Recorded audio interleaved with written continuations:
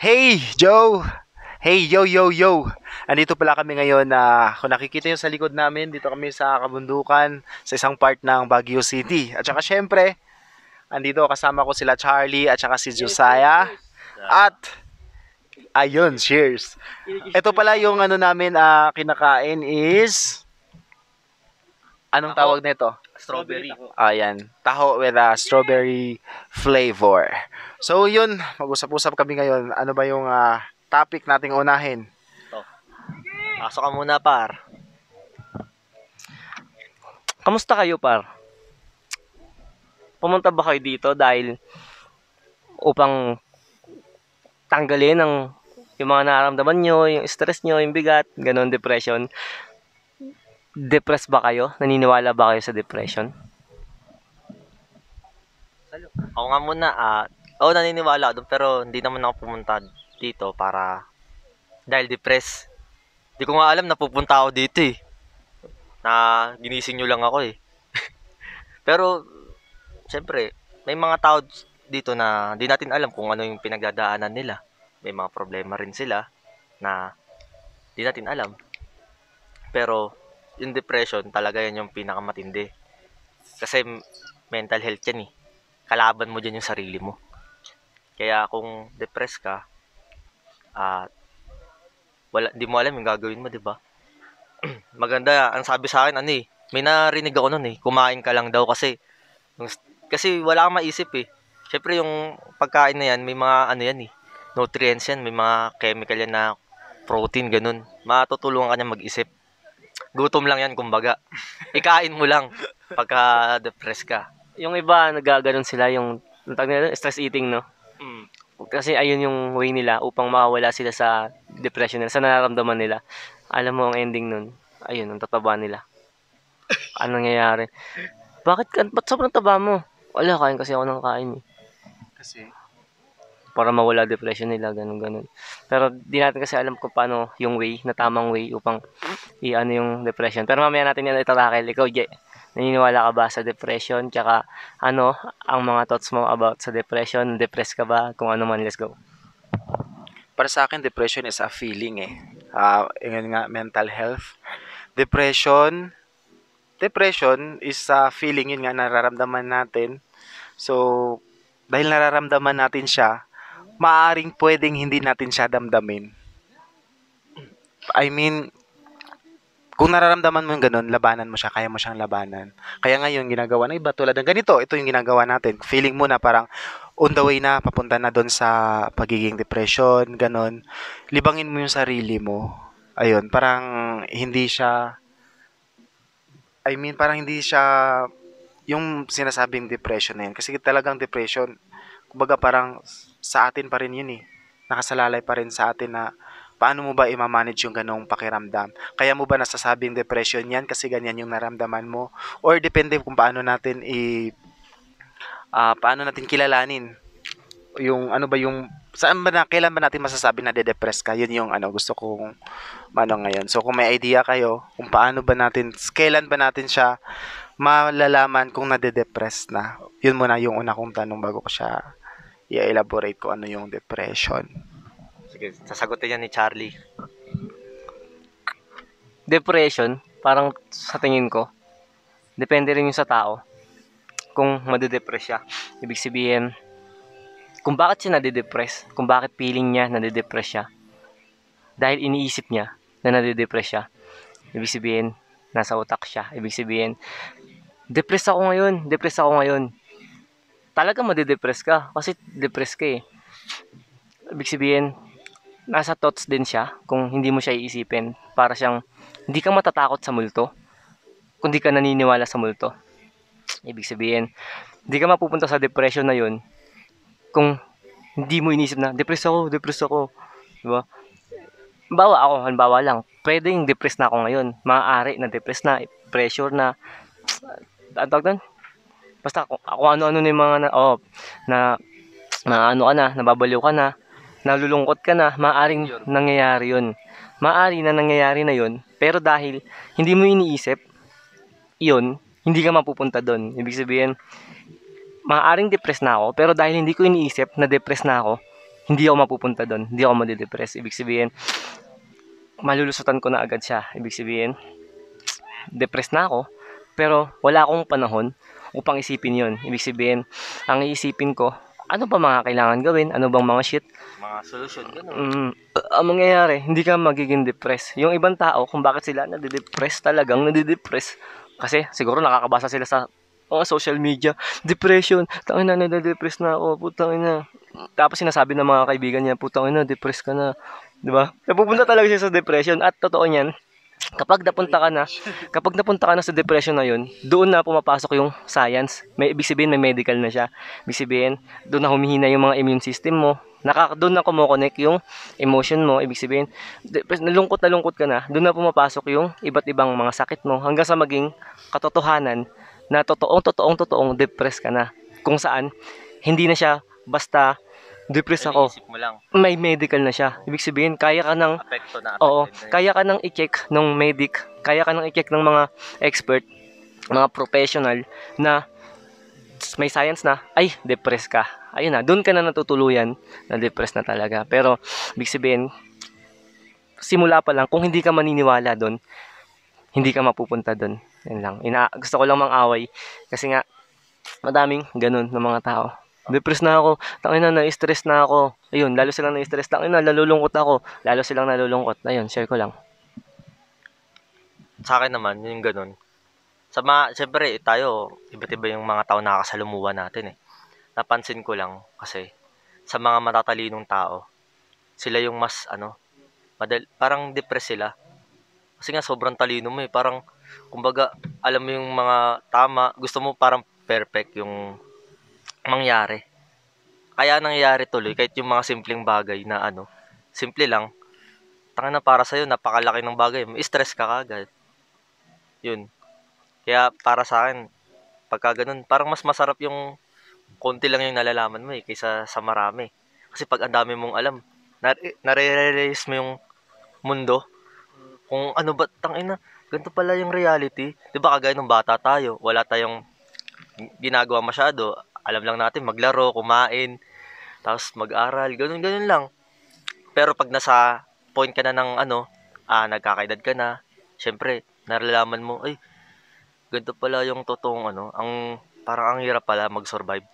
So, pag nagpatalo ka dun, na hindi mo isipin na, anong solusyon nito? Kasi, lahat ng problema may solusyon yan eh. Imposibleng wala, kaya nga may problema eh. Walang problemang walang solusyon. Lahat yan meron. Yun lang. Yun lang. Sige. Yung mga matatalino na yun, kung mapapansin natin, statistical to, yung mga matatalino, sila yung mas madalas mag-suicide. Sila yung mas madalas ma-depress. Totoo yan. Bakit? Kasi, ayun nga, matalino sila. Mas advance sila mag-isip. Mas ahead, ibig sabihin, inisip na nila, ano yung outcome nito? Paano kung ganito? Paano kung ganyan? Ang mangyayari, dahil ganun yung mga iniisip nila, oo, mas lalo sila mag-overthink, mas, ito kadalasan to, statistic to sa mga business.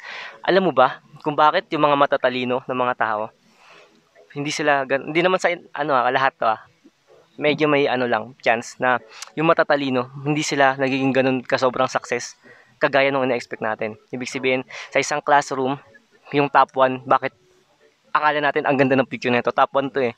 Pero sa katotoong buhay, bakit yung mga nasa likod, yung mga boys na makukulit, yung mga tanga-tanga, yung mga bulakbol, oo, kaysa dun sa mga matatalino, bakit kaya? Ano sa tingin nyo?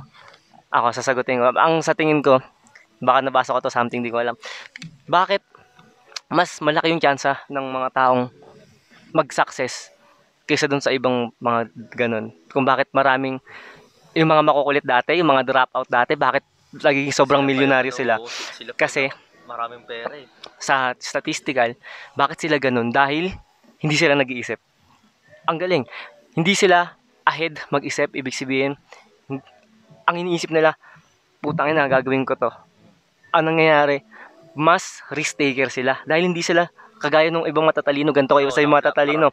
Ang gusto ng matatalino, planado lahat. Anong nangyayari? Ay, sasablay ako, wag. Ganto. Ay, sablay ako dito. Ay, wag. Anong nangyayari? Nade-delay. Yung imbis na ginawa na nila yon, habang yung mga hindi masyadong malulupit, hindi ahead mag-isip, gagawin ko to. Di ko alam ano mangyayari sa akin, ha. Di ko alam kung saan ako patungo, pero gagawin ko to. Ano nangyayari? Mas malaki yung chance nilang umabante. Dahil hindi sila ganun ka sa sobrang talino. Kaya, statistical shit. Ang galing nun, putang na. Yung matatalino, tsaka yung mga bobo, lahat, kaya natin maging halimaw, putang na, let's go.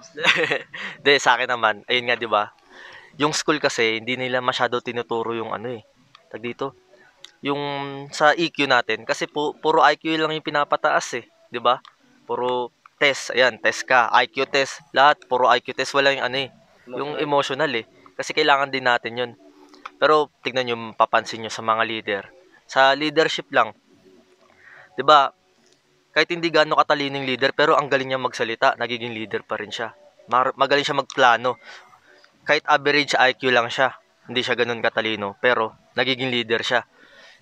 Pero yung mas matalino sa kanya, yun lang yung sumusunod. 'Di ba? Kasi yung tinuturo sa school, puro ganun kasi. Sige, kala mo mag-aral para ano ka, dito, magkaroon ka ng knowledge. Tama naman yun. Knowledge is power talaga. Pero yung emotion, yun, hindi na napopokusan, kumbaga, nahihiwalay siya. Kaya mahalaga din yun. Kaya nga may, 'di ba may mga kategorya na sa personality. Kumbaga, ito si ano, introvert ka, mahilig ka magbasa, o nga matalino ka nga sa academics. Pero sa reality, bagsak ka naman. So parang wala rin, mas talo ka pa nung na yung grade na 75 lang, pero sobrang ano niya, sobrang active niya, ang dami niyang ginagawa. Kumbaga, more on experience naman siya. Ikaw, puro theory siya. More on experience. Pero talo ka niya kasi sa actual, nagagawa niya. Ikaw, sa utak mo lang eh. Kumbaga, yun ganun. No? Oo siya, experience. Skills na. Kahit sabihin mo, di naman yan eh. Di naman to, hindi siya critical mag-isip. Pero yung galaw niya, tag dito, pang professional. 'Di ba? Kasi nga, yun nga, puro ano lang eh, puro theory lang eh. Kulang sa ano eh, tag dito, Action. mga action, mga performing. Ayun talaga kasi mahalaga din yun. Ako, naging ano kasi ako dati, ganun din ako dati. Yung parang sobrang active mo, tangina. Ang dami kong ginagawa na, nag-sports ako, sumasayaw pa ako, sumasali sa mga club, sa choir, lahat. Tapos parang, pagdating ng senior ayo, mga nakakasama ko kasi doon, ang tatalino talaga. Kaya para pag, kung sino kasi minsan yung kasama mo, magiging ganun ka eh. May impact talaga yun. May impluwensya yun. Kaso lang, yung hindi ko lang naanuan sa kanila, natripan, yun nga, ang dali nilang alam mo yun, sayang yung skill, yung nila, talino nila. Kasi, wala, sumuko sila eh. Na-depress sila eh. Parang, natisod talaga sila. Kasi nga, sobrang critical mo mag-isip eh. Sa sobrang critical mo mag-isip, mas lalong hindi nila naayos yung nila, buhay nila. Kaya, gusto ko ulit bumalik sa ganito kasi naging tahimik din ako na nung ako. Parang gusto mo mapag-isa na lang. Pero, pala, tag dito, masarap din yun. Kaso, hindi pwedeng palagi na ganun ka. Kasi nga, wala kang nakakausap eh. Kailangan minsan, yung thoughts mo, kumbaga may nakikinig sa'yo. Kumbaga nasi-share mo lang, nailalabas mo yung gusto mo. Kasi pag nakiningkim mo lang yun, parang lang yun, parang bomba, sasabog ka. Siyempre, napupuno eh. Ganun lang, ikaw. Share ko lang yun ha. Ayun. Yun nga, useless yung pagiging matalino kung hindi mo naman siya. Yung pagiging matalino is advantage. Pagiging wise, ganyan. May iba kasing paano natin masasabi bang matalino isang tao? Hindi lang din ibig sabihin magaling siya mag-English or magaling siya manalita, magaling siya sa mga test, ganyan. Pagiging matalino, parang dapat yung parang medyo smart, ganyan, combination ng pagiging smart. Pero, At saka dapat samahan mo ng sipag. Kasi hindi pwede puro plano. Kung magaling ka nga magplano, tapos hindi mo naman ma-execute. Hindi mo naman siya ginagawa, 'di ba? Then, ayun nga, sabi nyo na mabilis ma-depress yung mga matatalino, ganyan, maraming iniisip. May factor na pwedeng maging ganun kasi nga sobrang nila, advance nila eh. oo, mag-isip. Pero, alam nyo, kung talagang siguro may kulang pa. May, yun nga sinabi mo, hindi pwede IQ lang. May kailangan din na i-develop yung emotion. Like for example, at saka kasi, syempre, yung environment mo. Like, Dapat bawal yung emotional yun. tulad ngayon, Rice cooker. tulad ngayon nangyari, 'di ba? So, syempre kailangan natin ng ibang environment.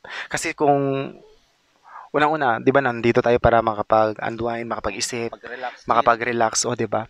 So, ayun, yung environment, yung pagiging matalino mo kung ginamit mo siya sa tama at sabayan mo ng action, yan sa pag-execute ng mga plano, at saka give time to think kung ano ba talaga yung ano, tsaka yung emotion mo dapat i-manage mo ng maayos, at saka nakakatulong din yung kunwari yung makakasama mo.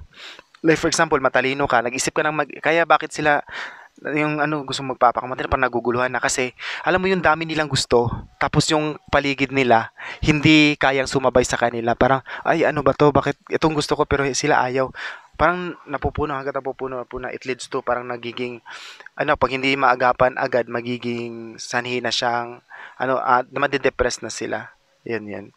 So yun lang, action, paging talino, kailangan din natin yan mag-isip. Siyempre, plano. At saka, ayun, hindi ka lang, puro plano-plano lang. Then, sa paligid mo, pipiliin mo yung magiging paligid mo. Kung yung paligid mo ay palagay mo ay ano sa'yo, parang sagabal sila sa'yo, hanap ka ng ibang place, hanap ka ng ibang lugar. Kung ang tao na nakakasama mo ay hindi ka, feeling mo na hindi ka aangat kung sila makakasama mo or hinihila ka nila, palit ka ng kasama. Kasi para sa akin, no, kayang mag-isang-isang tao. Kayang mag-isa. Saka ka na babalik pag mag-isa kang palakasin mo yung sarili mo mag-isa. Pag malakas ka na, marami ng taong pupunta sa'yo. Totoo yan. Marami ng, silang nakukuha sa'yo. pupunta sa'yo. Hindi ka na maghagilap ng, eto Charlie, sige na, sali ka sa akin. May gagawin tayong short film, di ba? Sila, sige, sali ako sa inyo, pwede ba? Ganyan. Kaya, sa mga nakikinig ngayon, wag niyo sayangin yung mga opportunity na yung kunwari inaalok kayo. Dito, punta tayo dito, sama tayo, sample lang, banding tayo. Isipin mo. O di kaya, short film tayo. Huwag mong sayangin yung time na yun kasi habang bukas pa yung pinto nila, dapat grab mo na yun.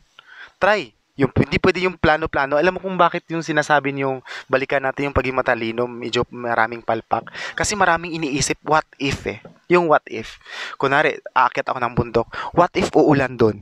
Di pa natin sure. Kung ulan ba talaga o hindi. Di ba? So, kailangan pa natin ano, ulan ba? Hindi, check pa natin. What if maiwan yung ano, mga basta maraming ano, kaya never silang mag-try. Kunwari ngayon, di ba? Makulimlim eh. What if akit ako ng bundok tapos madulas ako kasi ano, naulan, uulan, ganyan. Maraming haka-haka ba tawag doon? Tama ba? Haka-haka? Speculation. Oh, yan. Speculation daw. Ayan, speculation. Maraming mga ganun-ganung bagay na iniisip nila. Why you're not trying to do? Gawin mo na lang, di ba? Kung uulan, di, gawa ka ng ibang paraan. Ano ka ng payong, mga ganun. Madulas, di mag-iingat ka. Sana ganun. Para sa akin lang, ganun siya. Next. Sa inyong palagay, ang pagkakamping ba ay worth it sa isang tao?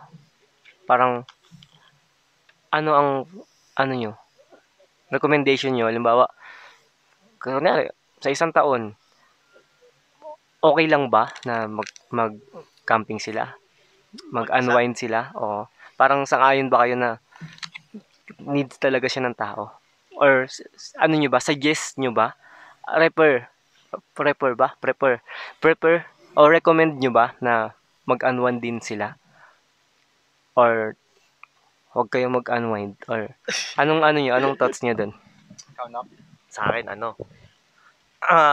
syempre, minsan talaga, para makapag-isip tayo ng maganda, kailangan mo talaga kasi minsan mapag-isa eh. 'Di ba? Para makapag-focus ka sa sarili mo. Pero, tingin ko, yung iba, 'di ba may mga taong mapag-isa na lang, ayaw na nila ng mga tao, syempre, naranasan nila yung toxicity. Failure sa mga kasama. Lahat naranasan nila yun. Kasi ganun talaga yung mundo eh. Wala ka talagang dito, wala kang lugar dito pag di ka marunong sumabay. Kaya yung iba, na lang sila, gusto na lang nila, lagi sila mag-isa. Eh, nakakabaliw din yun minsan. Pero, ayun nga, kung gusto mo lang para mag-move on, magpalakas, oo, pwede yun, kahit mag-isa kang mag-camping. Kung anong gusto mo sa buhay mo, buhay mo naman yan eh. Ikaw naman nakakaalam yan. Kung saan mo feeling, saan ka komportable na sitwasyon. Kung gusto mo kumain ka mag-isa. Gawin mo lahat ng gusto mo. Gusto mo mag-camping ka. Mag-isa. Camping mag-isa. Kung gusto mo. 'Di ba? Doon ka, Okay. kumbaga doon ka anong tawag doon? Komportable ka doon eh. Parang doon ka nare-relax eh. Kaya sa akin, pwede 'yun. Pero Recommended. recommended, oo, pwede 'yun, pero syempre mas maganda kung may kasama ka talaga. Ayun talaga yung maganda. Syempre, may nakakausap ka din eh. Kagaya namin nung 'di ba? Nung gabi no, 'di ba? Kahit doon tulala lang kami, parang sarapan, nare-release mo yung mga mo. Kwento siya about kay So, kahit kanino. Johan. Gag. Naka-record. Lagot ka. Kahit Nakablip yun, nakablip. Magkukwento Eh, Wala naman, di ba? ikakat niya ba to? Huwag yun na ikat. Walang cut yan. Sige ako. Kung ang question mo is recommended ba yung pag unwind, pag babakasyon, parang ganun tama. Para sa akin, depende sa isang tao. Sitwasyon mo. Depende sa isang tao kung saan ba siya maging komportable. Kasi yung yung bakit tayo nagbabakasyon? Kasi we are looking for, una, adventures, gusto nating relax, tapos gusto nating, ayun, makapagpahinga ka, relax nga. Kung palagay mong pagka-camping, May stress ka lalo. doon ka magiging yung pagka-camping doon ka makapag-relax, then do it. Bakit nga ba natin gagawin yun? Gagawin natin dahil kailangan, yung sa mo, sa isip mo, kailangan kong magpahinga. Hindi lang muna yung mag-move on ka o ganun. Kailangan mo munang i-post kasi tayo sa laban eh. Yung buhay natin nasa laban tayo eh. Lumalaban tayo everyday, lumalaban sa buhay natin. Tapos, gusto mo munang, pwede ba? Pahinga ka muna. Lime first. Muna, time out muna. Parang stop muna. Palakasin ko muna yung sarili ko bago ako lalaban ulit. Kasi kung patuloy akong lalaban, pahina na ako, matatalo ako. Yun, madedepress ako. Oo, kailangan, yun, recharge. Recharge ang pinaka-the best na sa akin. Para sa akin yung kung anong, ni Dan. Baka nananapak ka ng mga tao. Nagre-recharge ka. Ngayon, di ba, ngayon, di ba, nag-isip ba tayo ng trabaho natin, saan ako magtrabaho bukas, ganun, di ba, wala pa. Wala. Pero, andun yung release. Nire-release mo yung bigat. Kung sa sugat pa, you are going to treat mo na, kinocure mo muna yung ano tawag nun? Kinocure. Yan, hinihil mo na yung mga sugat mo, ginagamot mo. Parehas din sa sarili, sa pakiramdam mo. Okay na ba? Hindi ka na ba stressed? Hindi ka na ba na-reset mo na ba yung nare-reset mo na ba? Pag feeling mo na-reset na, sige, okay na ako. Ready na ulit ako, after parang sa training ko, nagka-camping tayo pa na training ako. Trained na ako. So, I have to, pwede na akong makipaglaban ulit sa buhay ko. Parang ganun. So, recommended siya para sa mga taong ganun mag-isip. Pero kung sa mga tao naman na, may mga tao na kahit maingay ang paligid niya, kaya kong mag-isip, kaya kong mag-relax, kaya kong matulog, kaya kong gawin na anong gusto kahit pa maingay yung mo. Kasi iba-iba nga tayo ng setup sa natin, ng pinapaniwalaan natin. Kasi kung naniniwala tayo, sa to say maraming naniniwala na makapag-isip sila sa matahimik na lugar. Siguro baka, if I'm not wrong, mga 90% ng mga tao gusto ng katahimikan. 'Di ba? Tahimik, ganun. Tahimik kasi makapag-isip ka. Pero siguro may mga tao din kakaiba. Unique natin yung mga tao eh. Iba-iba tayo. Kaya nilang mag-isip na kahit na maingay, ganun. Yun lang.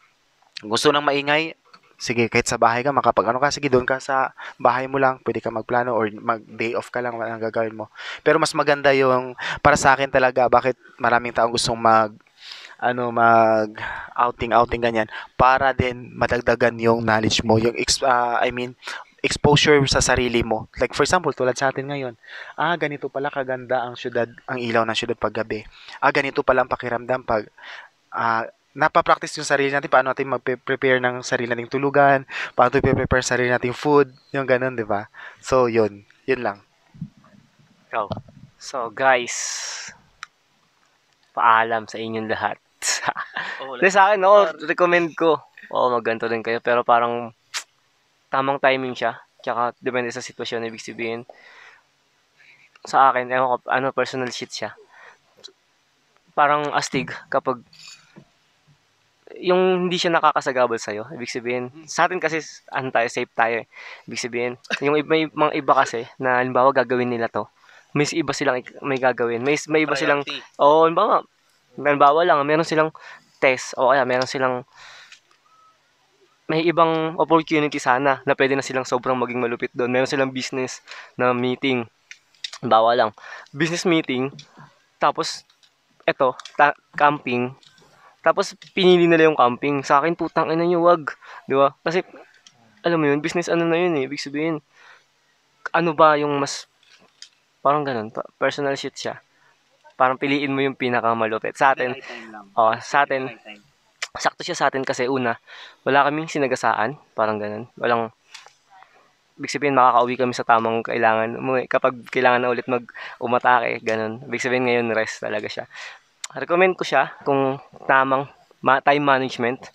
Ayan, tamang gamit ng mga oras, sitwasyon nyo, ganun. Ayun nga, malaking skill yung maayos mo yung mga time sheet mo. Ayun lang, maraming salamat, putang ina yan. Meron pa tayong oras? Ikaw, Meron pa daw. yo, ikaw, gusto mo pa? Ako, Meron pa daw time tayong na ako. oras. Meron pa daw tayong oras. Ang huli kong tanong ay, den. Ano, ang huling tanong. Kung mabibigyan kayo ng pagkakataon na mapag-isa, bigyan kita 1,000,000. Dito ka na sa lugar na to, tapos solo mo to. Iti-take nyo o hindi? Bawa, 1,000,000 sa Alaska ka mag-isa. Bawa lang. Iti-take nyo o hindi? I'm going to answer your question. Bibigyan ng 1 million sa Alaska. Unang-una, ano bang meron sa Alaska? So, siyempre, aalamin ko siya. Lugar. Yung magandang Yung lugar. basta solo mo. Peaceful, ayun na lang. Parang, Parang, bigyan kita ng 1,000,000 para sa peace mo na buhay, umalis ka na dito. Halimbawa, umalis ka na sa pagta-taping mo, umalis ka na sa ganito mong ginagawa, umalis ka na sa lahat ng ginagawa mo, umalis ka na dito sa Metro Manila. Bigyan kita 1,000,000, mabuhay ka doon na mag-isa. Meron kang lahat ng needs mo. Anong kailangan mo dyan? Bibigay ko sa'yo. Pero diyan ka sa lugar na yan na ikaw lang mag-isa. Ito take nyo o hindi? Pero peace yun. Speaking of peace, bibigyan ako ng 1 million para pupunta sa isang lugar. Unang-una, hindi naman talaga nagmamatter sa pera. 1,000,000. Basta lahat ng needs mo nandun. Pag nandun lahat ng needs ko, Pero ikaw lang mag-isa. ako lang mag-isa. walang kasama, walang tao. Pero yung mga gusto mo, limbawa, Pero pwede naman ako Pagkain. pupunta sa sa ibang lugar kung gusto ko. Hindi, doon ka lang. Doon ako magstay. Oo, Like for example, parang nandun ako sa buwan. para na ako lang doon. Parang ang laban doon kung bigyan kita ng umalis ka na dito. Kumbaga, handa ka bang talikuran yung mundo na to para sa peace mo? Oo. Or ano ang pipiliin mo? Hindi sa pera, hindi 1,000,000 na. Basta meron kang lahat ng need mo, bibigay ko sa'yo lahat ng kailangan mo. Pero mag-isa ka lang doon. Wala ka dito sa Manila. Solo mo doon, lahat ng kailangan mo, anong kailangan mo, bibigay ko sa'yo. Doon ka, mag-isa ka doon. Papayag ka o hindi? Ikaw muna, sige. Kung bibigay mo naman lahat ng needs ko, pag-isipan ko. Kasi,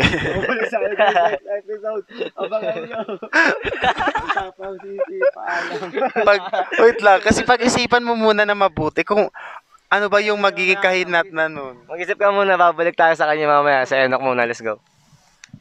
Yun nga, para sa akin, kasi yung dito, hindi magiging balanse kung puro peace lang. Kung pipiliin ko yun, hindi ko pipiliin maging ganun.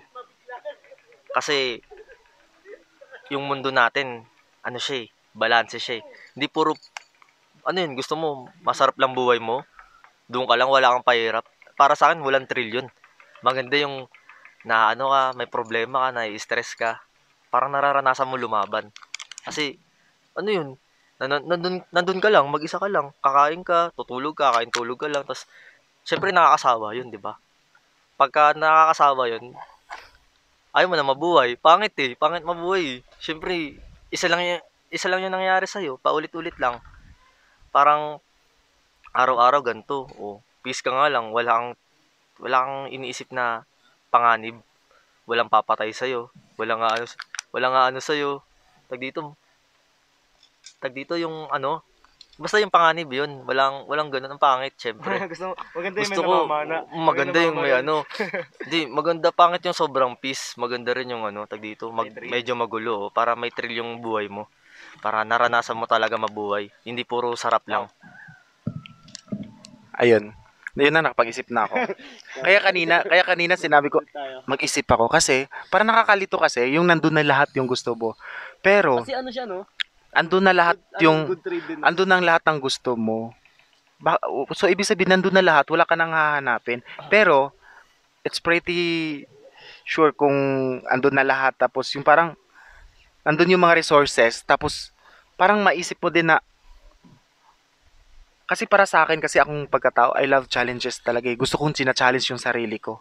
Gusto ko, para mamimi-sure ko talaga kung kaya ko ba? Hanggang saan ba talagang kaya ko? Hanggang saan yung limit mo. Oo, yung limitation ko. Gusto ko malalaman kung saan mag-limitation ko. Kaya, pag walang challenges siguro, nandun na lahat ibigay sa akin, bibigay niya sa akin. Parang hindi maganda yung consumed lang ako ng consumed na parang hindi ako nagbi-business, hindi ako tatrabaho kasi nandun na so, ano ka na. What if kung yung kasi iniisip mo eh. What if kung may hangganan pala yun? Or biglang mag-stop yung pag ano sa'yo. What if lang? So mahirapan ka, hindi mo na tas tumatanda ka pa. Kung kailan ka tumatanda, doon ka nawawalan ng mga ganong anong tawag nun, mga benefits sa mga ganyan. So parang napakahirap. Unlike pag you're working for your own, para sa sarili mo na nade-develop mo yung sarili mo. Pagdating ng araw, mawala man yung ibang tao, yung peace na sinasabi mo, yung peace, yung sarili mo yun eh. Yung pagiging paano mo hinuhubog yung sarili mo, nandun pa rin yun. Nahuhubog ka dahil sa sarili mong sikap, hindi nahuhubog ka o naging mayaman ka kasi binibigay sa'yo. Yun sa akin. So ano, gusto mong danasin yung buhay, no? Gusto kong makipaglaban. Kasi, kunyari, ano ba mga ginagawa natin sa buhay natin? Ano ba mga mithiin mo? Pangarap mo maging ganyan, pangarap mo maging ganun. Paano kung nakuha mo agad yun nang binigay, no? Parang pangit, no? Parang di mo pinaghirapan. No? Binigyan ka lang ng cellphone. Nagka-cellphone ako tapos ganito kamahal. Parang di mo na-enjoy. Hindi mo mapapahalagaan eh, pagka di mo pinaghirapan. Hindi mo feel na ganito pala sarap na may cellphone na ganito. Sa cellphone lang ha, pero sasakyan. Hindi mo mafe-feel na parang, kunwari sasakyan, binigyan mo ako ng sasakyan. Ginong Charlie. Diretso ka na lang drive. Unlike pag yung pinaghirapan ko, ingatan ko talaga to. At saka, pag natapos mo na, sample, inutang mo yung kotse na yon. Dahil siyempre hirap yun. Pag natapos mo na, o di kaya, anong mang bagay, ang sarap pala sa pakiramdam na after my hard, yung paghihirap ko, pagkatapos, Iba yun. yung kung paano to katigas, Tigas nun. how hard you've been, yun. Kung gaano kahirap yung mga pinagdaanan, yun na lang. Yung gaano kahirap yung pinagdaanan mo, doon mo nanamnamin mo yung, ay, ang sarap sa pakiramdam na after ng hirap ko, nagkasugat-sugat ako, nagkaiyak-iyak ako, pawis, ganun. Tapos ngayon, ang sarap na, unlike pag yung binigay mo kaagad sa akin kasi, parang, Easy to get lang eh. hindi mo natutunan, hindi mo na feel kung, tulad lang man ito, no? Parang anak mayaman ka. Kunwari, anak ka ng mayaman, child star. Anong tawag nun? Rich kid. Oh, rich kid. Child star. Child star. Si Charlie yung child star. Rich kid ka. Nakakalungkot kasi paggising mo, hindi siya, parang nakaka-sad sa bandang huli na ando na lahat yung mo. Oo nga, masaya na literal masaya kasi nandun yung mo. What if kung mawala yung, sample yung negosyo nyo, syempre kunwari, umaasa ka na lang yung parents nyo, syempre yung parents natin, sila nag-work nun. Bakit sila nagtatrabaho nun? Bakit tayo nagkaroon ng ganitong buhay? So, nawala yung hanap buhay nila, palagay natin. Tapos ikaw, doon ka na, sample, age of 20, bumagsak ang negosyo. O, di ba? Nawala ang mga hanap buhay. So, at your age of 20, ang katumbas mo nun is yung mga mahihirap na tao na 7 years old. 20 versus 7 years old. Kasi 7 years old sa mga mahihirap, nag-start na sila nag-isip magtrabaho, ano may naka-assign ng trabaho. Kahit nasa pagsaing niyan, hindi ka pa marunong sa age of 20 mo. Kasi mayaman ka eh. Hindi ka nagsasaing. Unlike, paano ka mabubuhay ng ganun? Magtrabaho ka, ayaw mo rin magtrabaho. So, napakahirap siya. Kaya, mayaman ka man, hindi ko naman sinasabi na mas magandang mahirap na nakagisnan. Hindi ko sinasabi yon. Mas maganda pa rin na kahit na mayaman tayo, yun, marunong pa rin nating i-develop pa rin natin yung sarili. Pag-aralan pa rin natin. Kahit na feeling mo, pagtatanim, sabi magtatanim, paano magtanim, ganyan. Wala namang dagdag lang naman yun eh. Parang ipon ng ipon lang. Kasi yung utak natin, yung mga skills natin, kaya naman mataas yung, kumbaga kung sa memories pa yan. Napakataas ng natin, ng memories natin. Kung gagamitin mo lang 'yan. Tsaka aral mo lang ng aral para malay mo magamit, 'di ba? Malay mo kunwari pupunta ka sa ibang lugar. Marunong pala ako nito maghanap ng mga kahoy, magpaapoy ng ng ginawa natin kagabi. Yung naghihirap kayo, ako hindi ako nahihirapan, sanay ako magpaapoy ng ganun. Yung baga, Oo. magiging agad. No, hindi ako nahihirapan ng ganun kasi sanay ako. namamatay lagi? Kaya namamatay agad. Guys, ito. Katanungan to ng lahat. Alam kong baka natanong na rin sa inyo to. Baka natanong na rin to sa inyo. Ito na yung last guys. Magpapaalam na kami. Last 10 minutes. Nagagalit na si Derek. Sorry Derek. Nag-overtime na naman kami. Baka may di tayo bayaran ng mga advertisement natin. Last na tanong na to. Lahat to. Baka natanong nyo na. Anong pipiliin nyo? Bigyan kayo 1 million? Bumalik kayo 10 years? 10 years? Or mabuhay kayo ng 100 years? Ako gusto ko yun. Ang pera kasi napakabilis lang ubusin kung hindi ka marunong financial management. Yung mabubuhay ka, napakalaking bagay yun. Yung mabubuhay ako ng 100 years. Kasi sa 100 years, kung kaya ko... Ano ba ang question? Ulitin mo. Ulitin mo. Kasi ulitin ko yung tanong.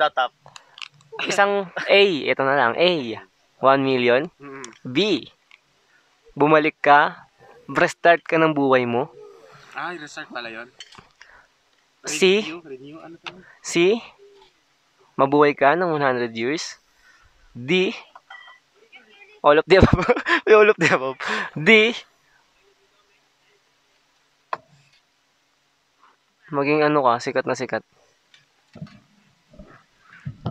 Still pipiliin ko pa rin yung mabuhay ko ng 100 years. Kasi letter C. Kasi yung letter B, medyo okay din siya na magbabalik ako ng 10 years. Pero sa 10 years na yon, maliit pa ako nun. Hindi pa ako ganito kalakas. Pero pag ma-extensionan ako na ganito na ako kalakas, oo, nakuha ko na yun eh. Na-harvest ko na yung 10 years na yon. Diba sa 10 years mo na pagbabalik, kung ano yung nalalaman mo ngayon, hawak mo yun nung 10 years ka pa, pipiliin mo? Gusto mo ba nun? Or ibang choice? Parehas din. Sorry, parehas. Letter C pa din. Kasi nga, yung 100 years na yon, dami kong magagawa. Sample, ito, may 100 years ako. Unlike pag 10 years, napakadali lang. Oo nga, sa 10 taon, marami ka din pwedeng gawin. Sample, age ko, ngayon, babalik ko ng 10 years. Pwede mo din siyang i-build up nung wait lang, anong kulang mo nun, pero sa mo nun ngayon, 'di ba yung kagagawa natin nung last year ng mga nakaraang taon, ito yung hina-harvest natin ngayon. So natututo na ako na ito pala yung kulang ko. Tas may mahaba pa akong buhay. See, gawin ko na yung anong kulang ko. Kumbaga, malaki na ako, hindi ako enough na yung yung utak ko ganyan. Matured na. So kaya ko pang mabuhay ng mas matagal. Yung gagawin ko yung mga yung kulang ko nung 10 years. Unlike sa babalik ako. Kasi patuloy pa rin ako, hindi ko maatras. Patuloy yung ganun hanggat sa mamatay. 100. Alam ko kung bakit gusto mo yung 100 years. Kasi ngayon 35 years ka lang. Ayoko lang. May gago. Baka matulog. Uy, alaga. Paano kaya 35 talaga? Naka-record pa naman to. Ito, 37 ka na nga eh. Nalakalagpas na siya sa sinabi ko guys. So let's go. Sa Signos line.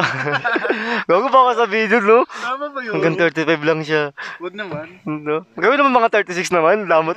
Damot yun naman. Game, anong choice mo, Nok? Ikaw, C ka, C. 100 years, ikaw. Sa akin ito kakaiba to. Piliin ko yung ano. Wala sa choices. Hindi, nasa sa choices. Piliin ko yung 1 million. Kasi sa kasi bakit piliin ko yung 1 million? Yung 1 million na yun, ilalaan ko yun sa business. Kasi yung 100 years, pag mayaman, alimbawa, di ba nag-success ako sa 1 million na yun. Pwede akong anong tawag doon? Kagaya ang ginagawa ni Enrile, yung nag-inject na ng dito. Oo, ng stem cell. Di ba mahal yun? Ayun, tapos yung 10 years na yun, yung babak ka naman ng 10 years para sa akin, dito, ang pangit eh. Ba't mo pa ibabalik yun? Kung nagkamali ka na doon, gusto mo i-fix kasi gusto ng ibang tao ganun, 'di ba? Yung parang babalik ka sa pagkabata parang alam mo na yung gagawin mo. Pagtanda mo, may knowledge ka na agad. Maganda kasi dito, yung mga pagkakamali mo, nandoon na lahat na. Umandar na, kumbaga umusad ka na eh. Kaya sa akin yung 1M, sugal yun. Siyempre, hindi naman natin alam kung magsasucess yun, 'di ba? Pero at least may puhunan ka na. Yung, ayun nga, kagaya ng sinasabi ko, yung na yun, yung 100 years yan, pwede mo pa extend yung buhay mo eh, kung mayaman ka eh. Diba? Walang, sa pera kasi walang imposible. Lahat, pwede mong magawa. Yun lang. Sa akin yung 100 years na lang. 100 years. Kasi nga, marami ka magagawa doon. Ang disadvantage niya lang, ayoko nun kasi, sa 100 years na yun, masasaksihan mong mamatay yung mga kasama mo. No? Sakit nun. Iwan ka mag-isa. No? Oo. Saksi ka sa mga pagkawala nila. Ikaw, buhay-buhay ka pa. Tapos, 100 years ka rin naman eh. 100 years tayo.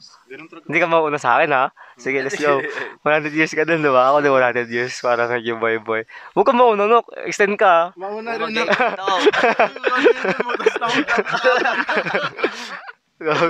May 1 million ka na ba? Tayo ka pa. Kakatanggap mo, kakalabas mo lang ng bangko. Siyempre, Mali ako, choice. enough time. Basta, 100 years kasi yun. Parang marami ka magagawa doon. Parang nasulit mo yung isang chance ang binigay. Let's go. Maraming salamat dito sa ZZ, motherfucking shit. ZZ. Baka mag-follow kayo dito sa aming channel. Ito si Chalino TV. Dito lalabas yung pangalan. Ito yung Facebook, ito yung Instagram, ito yung YouPorn.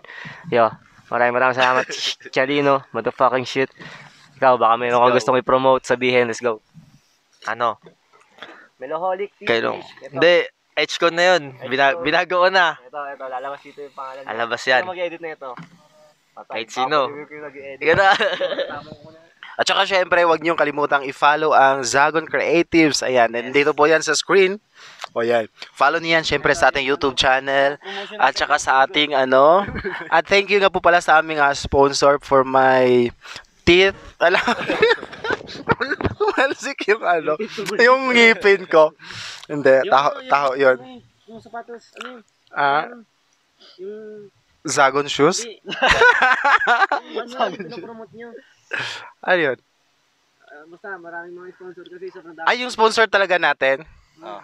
Syempre, parang Sige, thank you thank you so much po para sa aking ngipin sa Dentalica. Ayan, thank you so much po. At saka syempre, para po sa aking mga pabango, ayan, nandyan po yung GL, perfumes, at saka syempre, para po sa akin, sa aking brief, yes, para sa aking underwear, yung Zagon wear. Okay, yun lang. At saka thank you so much. At saka sa UFC Papaya K-Chop. Ikaw. Mamagiging ko na kayo, mawala na kayong lahat.